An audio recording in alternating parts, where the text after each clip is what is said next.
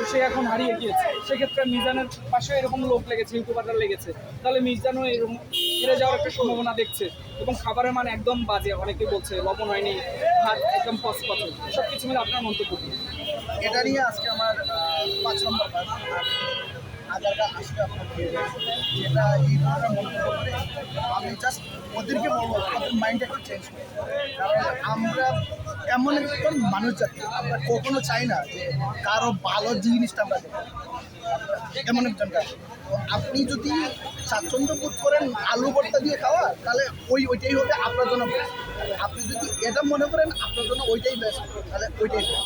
আমি এখানে জাস্ট আপনার লবণটা কম পাচ্ছি, আর কিছুই পাই না। আমার পুরো অফিসের স্টাফকে নিয়ে আমি আপনার আসছি, ওরা আমাকে জাস্ট ওইটাই বলছে, ভাই আমার টাকাটা সার্থক। কারণ এটা গ্রামে যে আপনার ফিলটা পাওয়া যায় খেয়েতে গিয়ে, ওই ফিলটা আমি পাচ্ছি।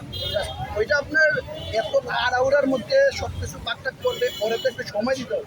দেখেন কোনো টাইম কেউ দিচ্ছে না, হাতাহাতি করে নিয়ে নিচ্ছে। তো একটা জিনিস বলো, যারাই আসেন এখানে প্লিজ নিজ দায়িত্বে একটু সচেতন থাকবেন। কারণ তাড়াহুড়া করলে তো ভাই কিছু হয় না, মানুষটা তো একা, ওনাকে তো একটু হেল্প করতে হবে, তাই না? আপনি আপনি যদি আপনার ইয়ের থেকে যদি সচেতন না হন, দুনিয়ার কেউ আপনাকে সচেতন করতে পারবে না। Thank you.